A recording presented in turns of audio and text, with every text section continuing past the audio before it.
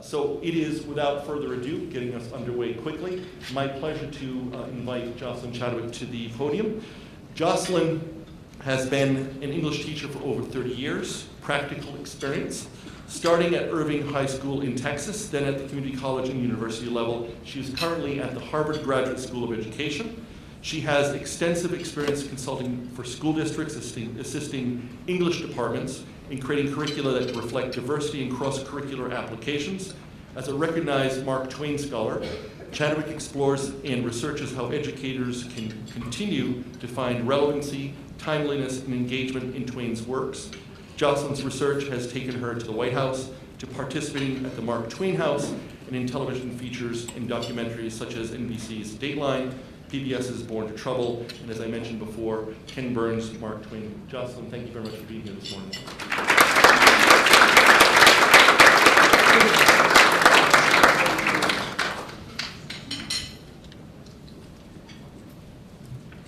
Thank you for having me this morning.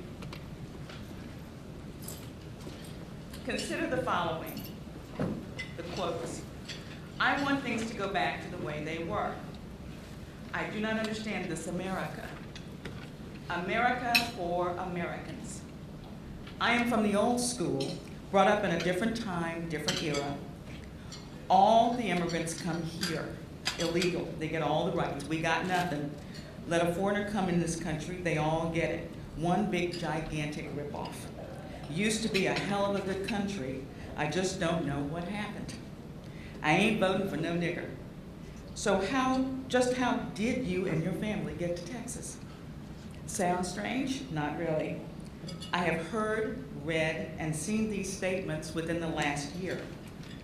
What fascinated and concerned me then, and continues to fascinate and concern me today, is the level, the preponderance, and the consistency of this vitriol. I have come to a singular conclusion. Race continues to be a primary way many people construct, deconstruct, and understand meaning in our country today. Race and the role it plays in America's history continue to impact every individual every day. So now we come to it. Is Twain's Adventures of Huckleberry Finn as relevant today as it was in 1885, in 1995? Can this novel, a work that literally changed Sam Clemens' personal perspective and career path, speak to, and more importantly, inform a 21st century audience? And should this work remain in the curricula of the nation's high schools? Last year, Alan Gribben published Adventures of Tom Sawyer and Huckleberry Finn, the New South edition.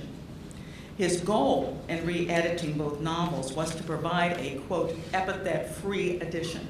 For he asserts he knows how affected and ill-served African Americans are when we see the word nigger. He further asserts in his introduction that Twain, quote, scarcely concerned himself about the feelings of African American or Native American readers. As a response to Gribben's concern and polarization, I published The Quintessential Assault, Adventures of Huckleberry Finn versus Political Correctness and Comfort in spring 2011. Polarization is never acceptable under any circumstances. And as educators, if we cannot explain to ourselves, critics, and our students why a piece of literature is a necessary read, then we need to rethink our position for including it in our curriculum. Then why do we teach this novel? And why do those who support it insist on its inclusion in contemporary classrooms? I think one critical answer to these queries lie in the Common Core State Standards document itself. If we take the core at its word, the overriding objective for English language arts is to graduate critically thinking global students who can tackle a variety of texts, not only to extract meaning, but also to use those texts to inform their own decision-making and communication. For example, 2 Common Core standards on reading state, read and comprehend complex literary and informational texts independently and proficiently. Delineate and evaluate the argument and specific claims in a text, including the validity of reasoning as well as the relevance and sufficiency of the evidence. And one reading standard for literacy in history social studies states, evaluate an author's premises, claims, and evidence by corroborating or challenging them with other information. Adventures of Huckleberry Finn is a complex text, requiring readers to delineate and evaluate conversations, positions, beliefs, practices, actions, and places and time. It is a text requiring students to know more about the history in which Twain constructs his narrative. This novel requires critical reading and critical thinking, both which continue long after the initial read of the text. Not only does Mark Twain yet matter, but also the fundamental points he brings to Adventures of Huckleberry Finn are now more timely and relevant than ever before. As Antonio says in Shakespeare's The Tempest, what is past is prologue. If students are to emerge from our classrooms as critical thinking global citizens rather than protected, iconoclastic, and xenophobic individuals who seem devoid of being able to understand their present because they possess an insufficient knowledge of the past, we cannot, indeed we must not, shield them from relevant literature and concomitant informational texts and the historical context rounding out and inspiring that literature. I've often told parents around the country, English language arts classes are not designed to present happy literature. English language arts classes are not designed to recall the so-called happy days of the 50s. English classes are not even designed to germinate the next generation of English teachers. English language arts is the only course required in K-12, and rightly so. But we must understand exactly what it is we do as English teachers to warrant such an inclusive and broad swath in a student's educational life. What are our goals? And to today's occasion, how does Twain's Adventures of Huckleberry Finn fit? Mark Twain was indeed a prolific writer. More importantly, he evolved into a writer of conscience who earnestly embraced social awareness and social justice, not the defiant social justice of our 21st century, but the hard-fought social justice of his own 19th and early 20th centuries. As such, his essays, letters, journals, short stories, and novels reflect the many social themes relevant to his time, namely family, religion versus faith, the emerging American persona, the American vernacular, wealth, class, friendship, women, and race. It is Twain's exploration and deconstruction of race in America, that keeps people around the world riveted to much of his work, and particularly to Adventures of Huckleberry Finn, 127 years after he published it. Race. Today, ask most Americans of any ethnicity about their views on race, and their responses will be, they think it is better now than ever, and we have no issues on race anymore. In fact, you may hear the response, why are we still talking about it? Interesting. Twain believed America would eventually become, quote, a place for all people. In two separate interviews, one in Australia, 14 October 1895, and in another in India, 8 February 1896, reporters asked him about his views on the, quote, racial feelings in the United States. Essentially, Twain's perspective of the future was that America would become a place for all people, quote, that things would right themselves. Again, from his 19th century perspective and his mode of writing, however, we cannot and do not expect Twain to provide happy novels.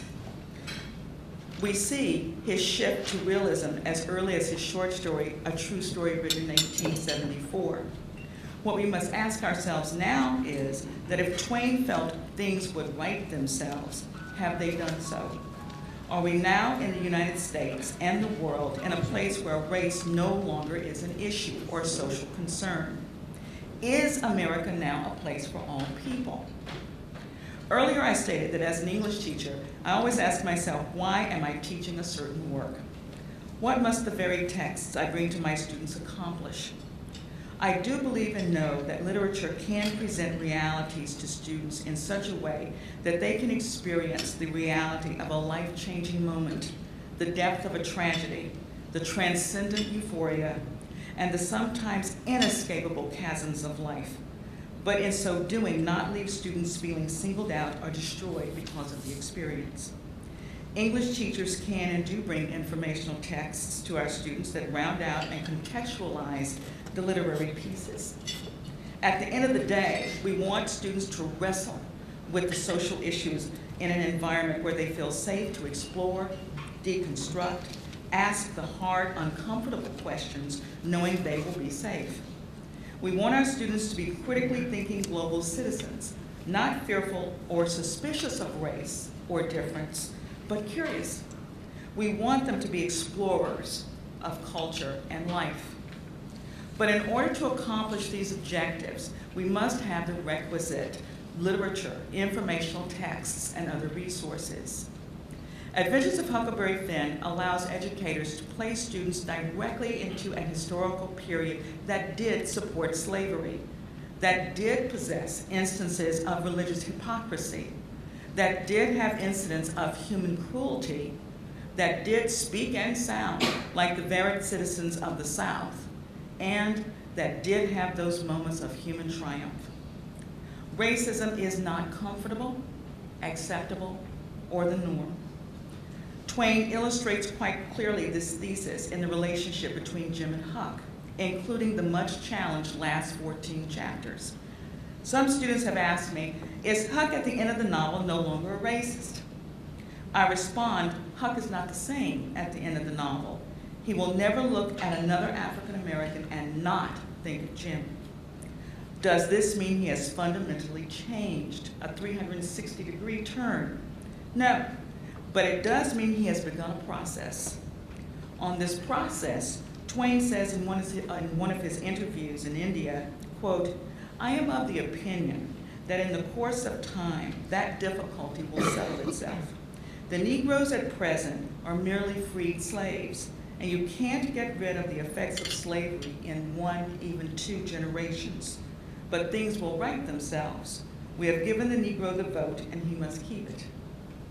What Twain's novel does is to provide the opening for a conversation and a process among Americans, a conversation and process in which we yet find ourselves feverishly entangled. We so want this race conversation to be over already, but it is not. And we need works such as Adventures of Huckleberry Finn in our classrooms to provide a context, a literary point of historical departure. Those who express desires to protect students and African Americans from harsh language, Twain's use of Southern dialect, the conundrum of the final 14 chapters, such as Alan Gribben, have yet to answer for me this question. Do we use texts for the comfort of our students, or do we use texts to illustrate and explore, to comprehend and question our present? I first traveled to England when I was 17, and then again for 18 months completing my doctorate.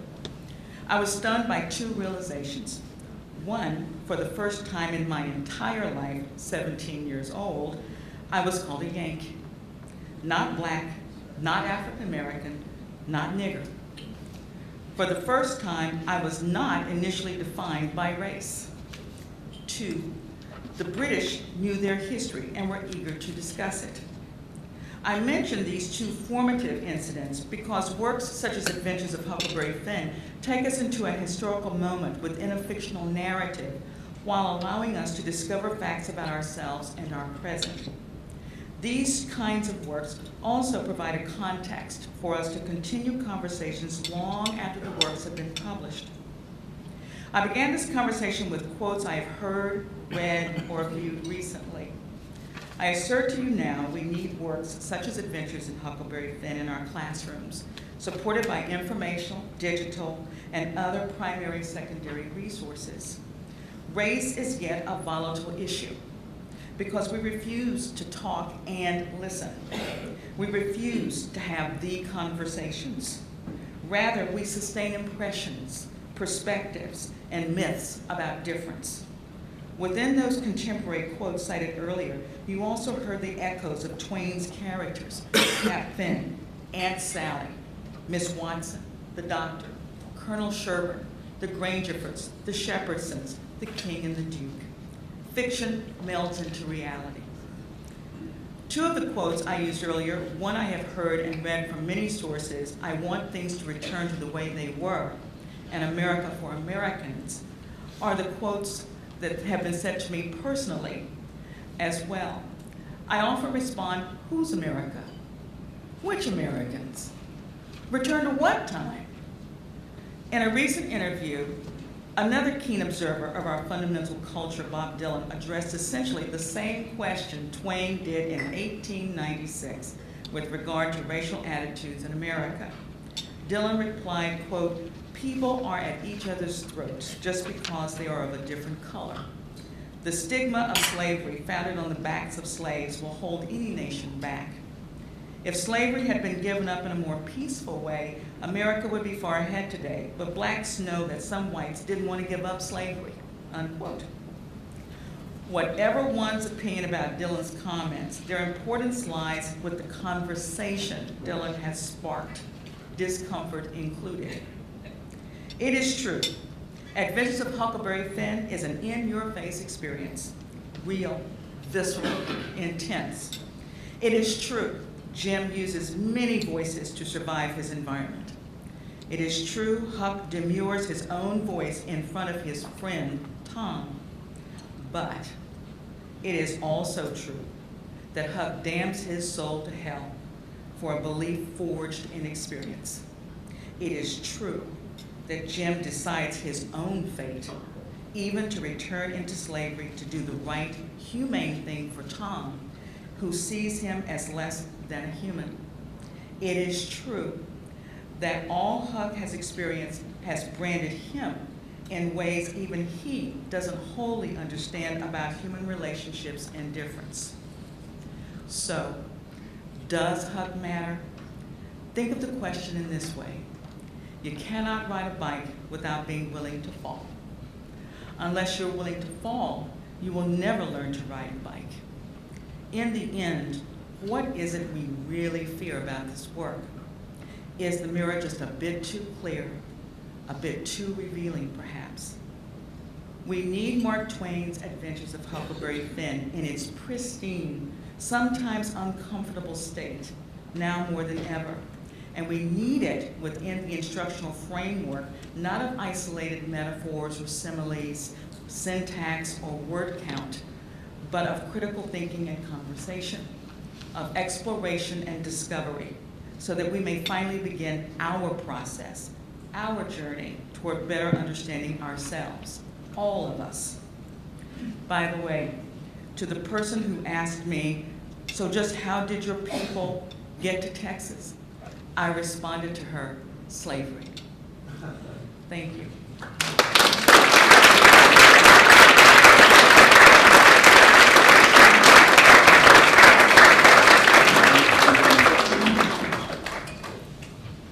Now I'd like to invite Ron Powers up to the podium. Ron Powers is a biographer, nonfiction writer, and journalist. He won the Pulitzer Prize in 1973 for his television criticism at the Chicago Sun-Times.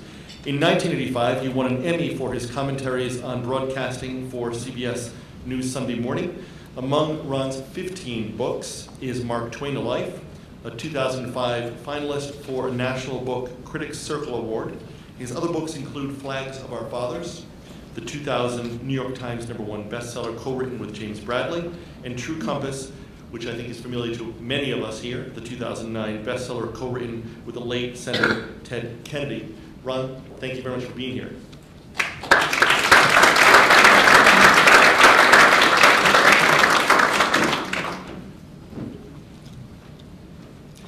He told the truth, mainly.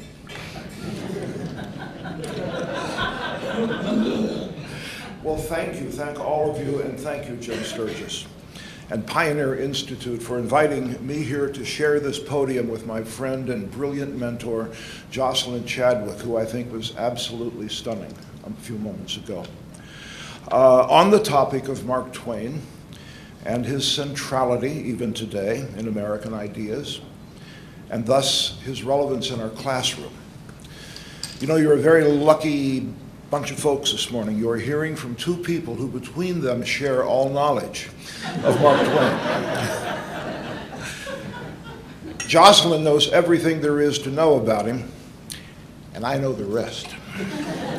And I'm about to demonstrate that for you. I congratulate, by the way, I really truly want to congratulate Jamie Glass and Pioneer Center for School Reform for their audacity in taking up the cause of awakening young people in our schools to classic American literature, and in particular to the works of my homie, Sam Clemens. I call him my homie even though I didn't know him personally. People used to laugh louder at that when I was younger. Now they say, I didn't know him personally.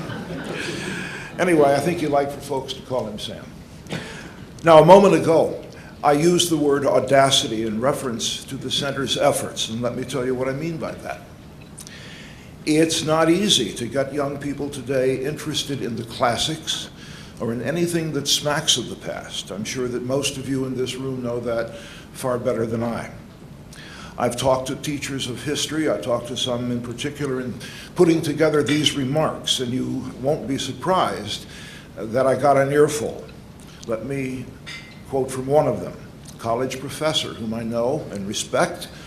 The man is a published historian and a gifted and passionate classroom teacher.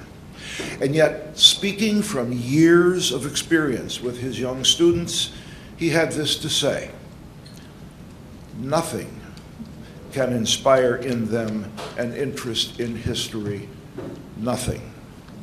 We recoil in our hearts from the absolutism of this remark, but listen now to the words of the late social philosopher Christopher Lasch in his great work of nearly 35 years ago, The Culture of Narcissism. Lasch begins his book with a meditation on what he calls the devaluation of the past and our waning sense of historical time, which he places at the center of what he calls a great cultural crisis. And he argues, having trivialized the past by equating it with outmoded styles of consumption, discarded fashions and attitudes, people today resent anyone who draws upon the past in serious discussions of contemporary conditions or attempts to use the past as a standard by which to judge the present. Resent the past and the people who draw on it. Nothing can inspire in them an interest in history. Now, we need not agree entirely with these and other gloomy assessments to recognize that a threat exists to the very root system of our growth and our children's growth as civilized human beings. An endangered root system, one that connects us with what Lasch called the past as political and psychological treasury from which we draw the reserves that we need to cope with the future. A system that is withering into the dim nourishment of nostalgia, even as the culture it once enriched withers into self-absorption, a culture of narcissism. Well, I hope I've brightened up your morning so far. Because the rest of what I have to say is good news. Or to be more accurate, you have good news, and I want to help you amplify it. The good news is that the Pioneer Institute's Center for School Reform is launching a challenge to those despairing assumptions. The challenge is to prove that our past can indeed educate and enrich our present, as Jocelyn has said, and it has chosen as its prime example a figure from the American literary past who embodies the American past, the American past entire, in all of its luster, the energies, the optimism, the discovery, the fresh imagination that flourished in the New Republic, and also the necessary, timeless witness to American avarice and corruption and the depravity of human bondage. Our focus this morning is Mark Twain's masterpiece, Adventures of Huckleberry Finn. And this morning I hope to add to Professor Chadwick's evidence of why it is a masterpiece and why and how it should be taught as such. And yet, as singular as it is, We all know that Huckleberry Finn is but a fragment of a larger, and I would say revolutionary legacy that Mark Twain assembled, a legacy of restless, personal witness to the world around him. In this, he was unlike the previous generation of American poets and essayists, the great, the enduringly great, educated patriots such as Emerson and Hawthorne and Fuller and Holmes, who clustered around this very city and held Saturday meetings on these very grounds, and essentially founded American literature. A literature that, however lasting its content, could never yet entirely free itself from this ancient transatlantic lineage that the country itself inherited. Mark Twain was unlike them in that he widened the field of study from the academy and the library to the continent itself, and took as his text the habits and speech of ordinary living people, the teeming humanity that flowed toward the future without restraint upon a mighty river. Mark Twain not only wrote an epic and distinctively American body of work, he lived an epic and distinctive American life. The life and the work are inseparable. His legacy of personal witness, of roaming the landscape and the waterways, and observing and listening to and directly getting involved in, interposing himself into what he encountered, all of this conjoined to produce a tremendous inventory of defiantly proletarian journalism and fiction, a literature of realism that discovered the poetry and the truth-telling in the vernacular, a literature that hastened America's final victory in its war of independence with Europe, the liberation of its native-born national soul. Now, why am I spending time here giving you a great panoramic vision of this man's life and work when the subject of this morning is Huckleberry Finn? I promise you I will get to Huck very quickly. I'm painting this larger picture because I believe that it can give us the resources for teaching Mark Twain in the classroom in a context that is far more expansive and more thrilling, more compellingly human and morally charged than has generally been attempted or dreamed of. It may be true, as I suggested earlier, that for most people in our society, and perhaps nearly all of our children, William Faulkner was wrong. The past is not only past, it is dead. But we can bring it to life again. Sam Clemens can show us the way. Sam reminds us that history is story, not simply an assemblage of facts and dates and abstract theories. Sam reminds us that those who comprise history and who wrote what we are calling today a classic literature, a classic American literature, were people. That they were not simply names on a page in a text, they were people. Perhaps properly understood and properly taught, they are presences who invite us into what the late novelist John Gardner called the vivid and continuous dream, that imaginative state in which the reader forgets that she is deciphering typography and enters into the universe of the story itself, the vivid and continuous dream.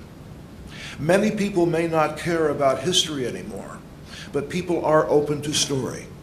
People crave story. The need is practically in our DNA.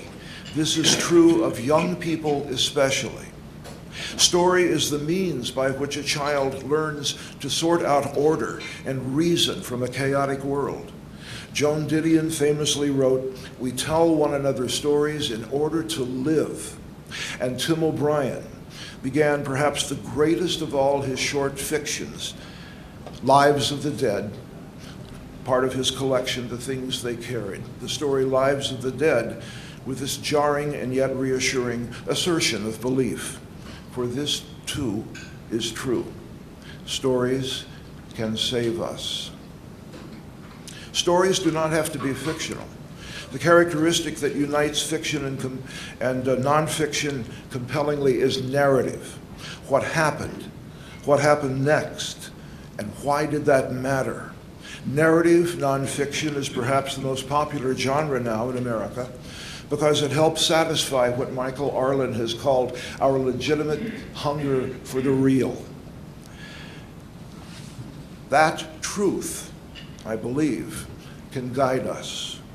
And we, as we contemplate strategies for reawakening our school children to the immense treasure of Huckleberry Finn, and from there on into the depths of Mark Twain's universe, and not just our students, but their teachers and their parents as well, and everybody in the great chain of educational policy. Because I somehow sense that this is what it's going to take, a unified reclamation of a grievously underused national resource. That resource is not only Mark Twain's work, it's also the life that informed that work, blended with the work, became the work. Mark Twain is his own greatest story, and as I've suggested, we all love a good story. How many here have glimpsed that full story? How many realize, for instance, that this man was present at the creation of nearly every cornerstone moment in his lifetime in the 19th century? I didn't, or I did very dimly and didn't much think about it until I started to put it all together as I researched my biography of him, and then it took my breath away. Consider, he's born at the dawn of the mass media age, newspapers fed by telegraph in nearly every town and hamlet in America, a unifying force in a land of settlements in the wilderness. He sets type. He sets it for his brother Orion in the parlor of their mother's house until a cow knocks the typesetter over and eats the type.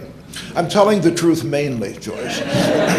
Pretty close, though. His first job is typesetter. He learns to read by this is inferential, but we can believe it to be true, I think. He learns to read by a revolutionary primer that made its first appearance in 1836, the year after his birth, the McGuffey's Readers.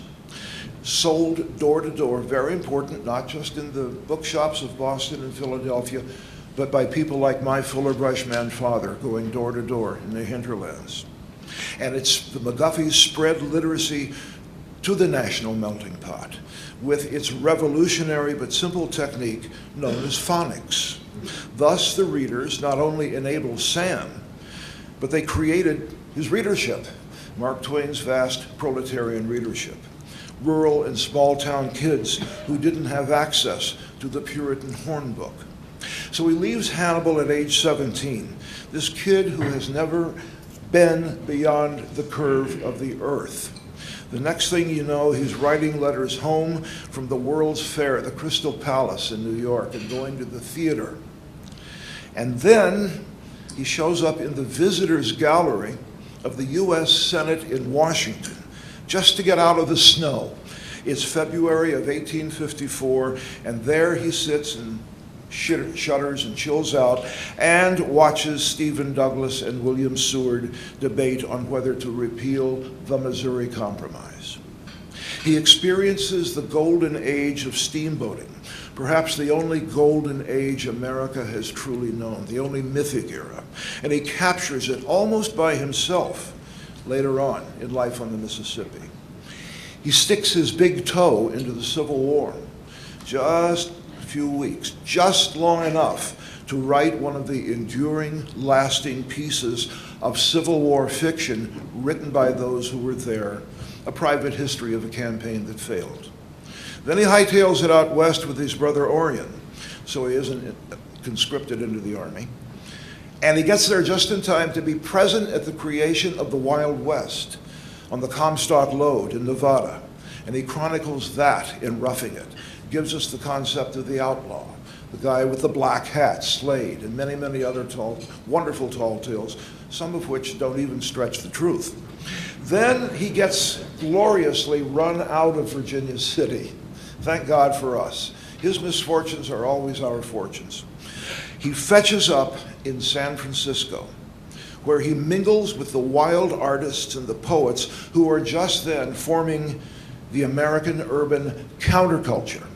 The great-great-grandparents of the Beats and the hippies, people like Ada Isaacs Menken and Bret Hart and a bunch of others. They were running around in fire helmets and smoking. Even the men were doing that. And he gets run out of San Francisco for taking the side of the abused Chinese laborers who are being harassed and bullied by the police. The police don't like that. He leaves town, fetches up in the hills of Nevada, the mountains, where he hears a tall tale about a frog that he will refine into an American post-Civil War classic. He comes back east just in time to sign up aboard the first luxury ocean cruise in American history, the voyage to Europe and the Holy Land aboard the Quaker City, draws upon that experience to write The Innocents Abroad, the book that absolutely obliterates American travel writing as Americans knew it, as a kind of worship, a genuflecting worship of European antiquity. And also the book that establishes him forever as a legitimate literary figure, thanks to the perceptive review in The Atlantic, that Boston-based Bible of the Brahmins. That's what we call alliteration in writing. The writer of that review, William Dean Howells, anoints Mark Twain in 5 timeless words: quite worthy of the best. Quite worthy of the best. Now a vernacular tale-teller who dares examine the unanointed folks of America is a part of our literature, and he brings so many riches behind him in his wake. I think he enabled me, for instance, a journalist who did not go to Harvard or Yale, but who got along because that's the kind of journalist who began to write realistic American fiction and nonfiction in the years after him. Just off the Quaker City, he goes to Washington, and he signs on with a couple of New York papers as a political correspondent. His boarding house roommate is the author of the 15th Amendment that gives African Americans, now they can be called African Americans, the right to vote. He covers Reconstruction. So we're taking him, many of our scholars, from Reconstruction to deconstruction, and I'm not sure whether that goes up or down. But he covers Reconstruction and the post-war rise of land speculation and greedy industrial capitalism that becomes known as the Gilded Age. Comes to be known because Mark Twain calls it that in a novel called The Gilded Age. And he gets off a good wisecrack or two about his time in Congress. Whiskey taken into committee rooms in demijohns and taken out in demigods. Then he slows down a bit, gets married, settles down, starts thinking about the old days in Hannibal, and writes his first solo novel, The Adventures of Tom Sawyer. It has yet to go out of print. This gets him to age 40. In 1876, just about to the doorstep of Huckleberry Finn. He has 34 more years of life, years in which he circles the globe, goes after American imperialism, writes thunderous essays of social criticism on the topics of racial lynching and false patriotism and human exploitation. He introduces Winston Churchill to his first American audience, talks on a telephone, rides in a car, he buys a white suit, and he plays miniature golf in Bermuda with Woodrow Wilson. And finally, in 1910, he takes the rest of the day off and hops aboard Halley's Comet. Where has this American Odysseus been hiding? He's been hiding in plain sight. He's been hidden in plain sight. His epic adventures remain on the record, yet most Americans today, certainly most of our young people, remain unaware of this flesh and blood Mark Twain. and how his literature was fed by this ravenous appetite for experience in the world, by his capacity for inhabiting that state of mind identified by the great Rabbi Abraham Joshua Heschel as radical amazement. By radical amazement, of course, Rabbi Heschel meant wonder, an awareness of the divine beneath the surface of the ordinary. Heschel wrote, "Indifference to the sublime wonder of the world and living is the root of sin." Mark Twain never grew indifferent to the sublime wonder of living, no matter how often or how deeply it pained him, and it did, to live this life of his. But I think that many scholars and critics have long since grown indifferent to his radical amazement. For decades, too many of our intellectuals, by no means all, but too many, have forsaken the living, behaving, historical Mark Twain to pursue the abstracted, psychological Mark Twain. Something about him has always spoken to the inner Freud of his examiners, present company accepted. Starting with, in 1920, the eminent Van Wyck Brooks. It's only 10 years after Sam's death. Brooks, who was a distinguished American critic, read a magazine piece about a certain Vietnamese Uberschrink and applied the master's methods, or so he thought he did, in a book called The Ordeal of Mark Twain. Brooks's thesis was that if it hadn't been for all those pesky women in his life, his mother, for instance, Sam might have amounted to something. Thank you, Sigmund. This diagnostic impulse caught on, and it prevailed into the mid-1980s, probably beyond. In the 80s, when the great deconstruction scare hit our shores and awakened everyone's inner Derrida. Suddenly, Sam was not simply a neurotic, he had become the ultimate dead white male. His two names, one of them Twain, is a symptom of his fatal duality, his humor nothing more than a mask for his many evasions and subversions. And don't get me started on that cigar. Okay, one cigar type example.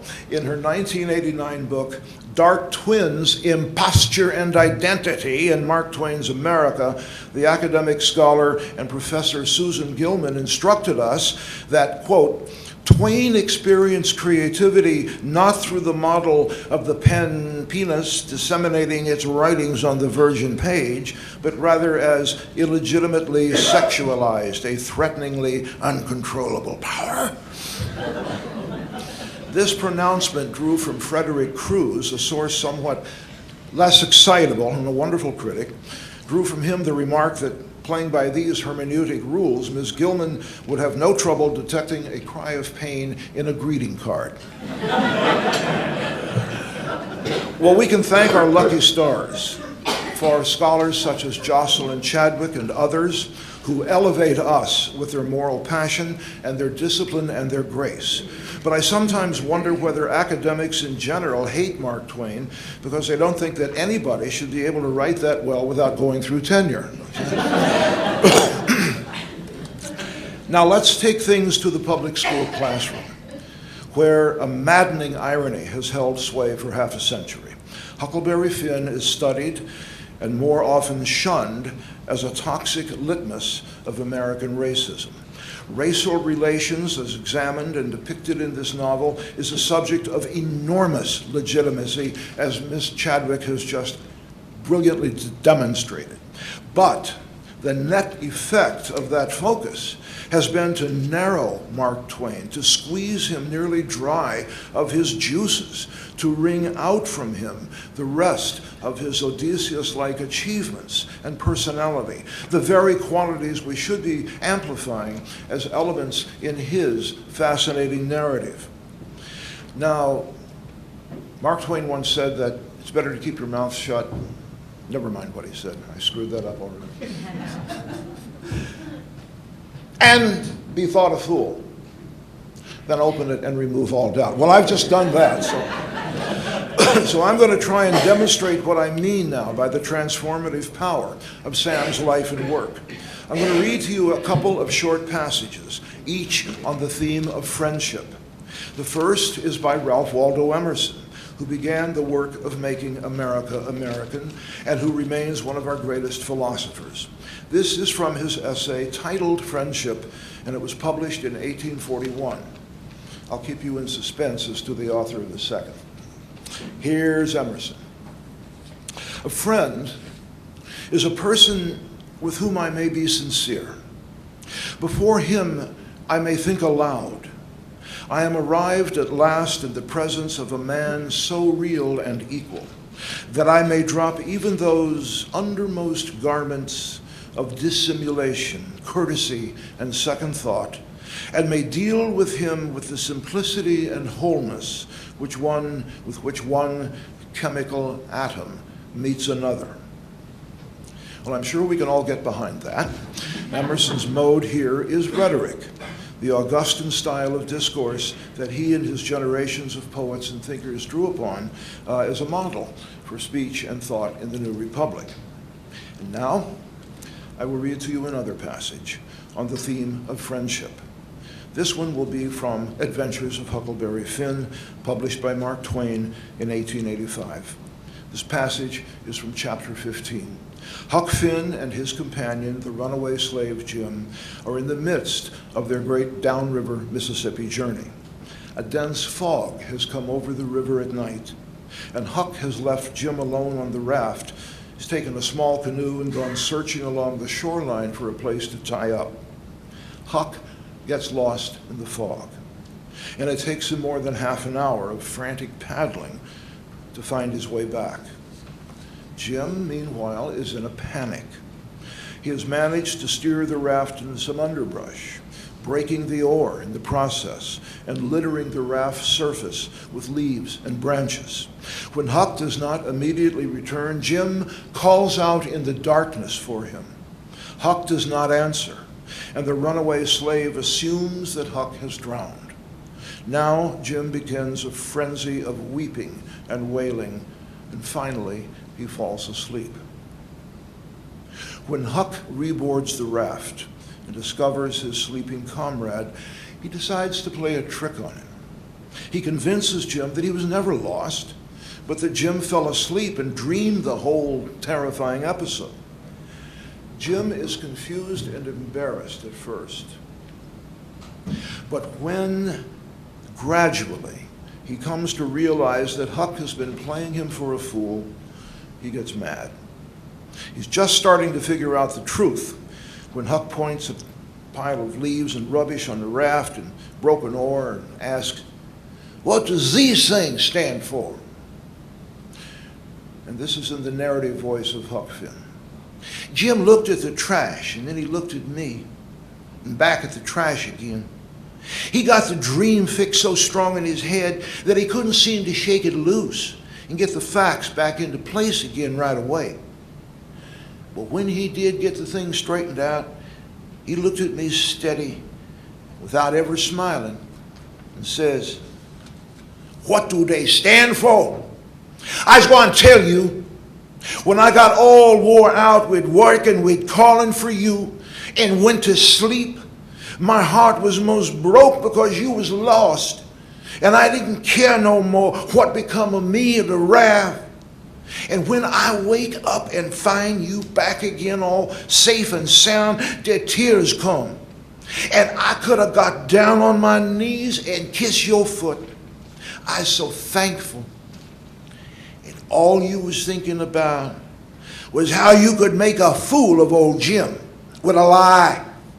That truck there is trash. And trash is what people is that puts dirt on the head of their friends."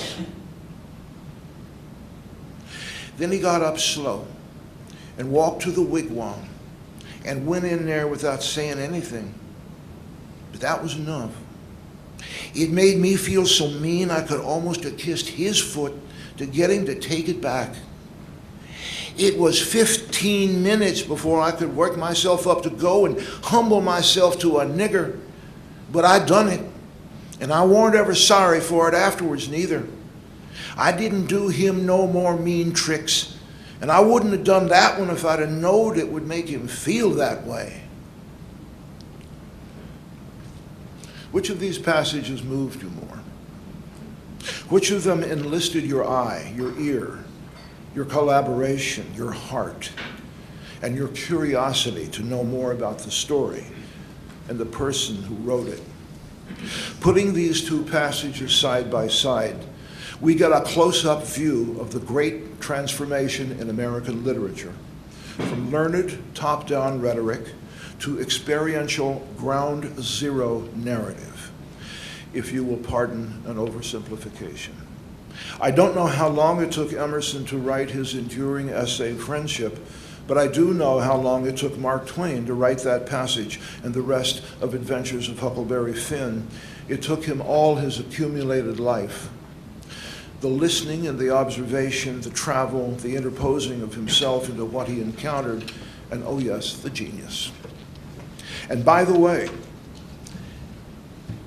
did you notice how subtly and conclusively the raft episode kind of settles the question of racism in the work?